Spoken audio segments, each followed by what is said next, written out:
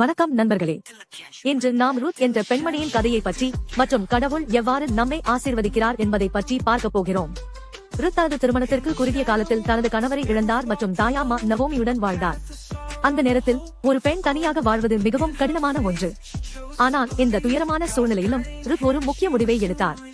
உங்கள் மக்கள் என் மக்கள், உங்கள் தேவன் என் தேவன். இந்த வார்த்தைகள் தாயாமாவுடன் சேர்ந்து வாழ்வது மட்டுமல்லாமல் கடவுளின் மீது நம்பிக்கையை வெளிப்படுத்தும் அறிவிப்பாகும்.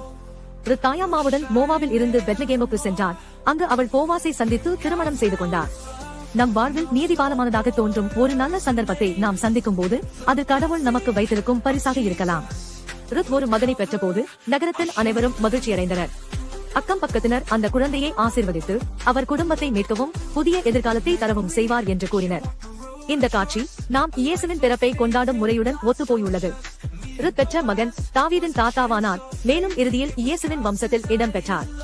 ருத் தனிப்பட்ட அளவில் மட்டுமல்லாமல் ஆசீர்வதிக்கப்பட்டார். இந்த மகத்தான ஆசீர்வாதம் கடவுளின் அன்பு எல்லைகளையும் நிலைப்பாடுகளையும் மீறி அனைவருக்கும் என்பதை வெளிப்படுத்தியது.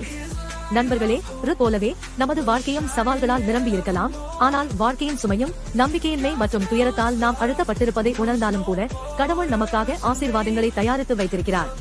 நாம் நம்பிக்கை வைத்து அவரை தொடர்ந்து செல்லும் போது நமது வாழ்க்கையில் புத்துணர்ச்சி மற்றும் மகிழ்ச்சியை கொண்டு வரும் நபர் இயேசுவே ஆவார்.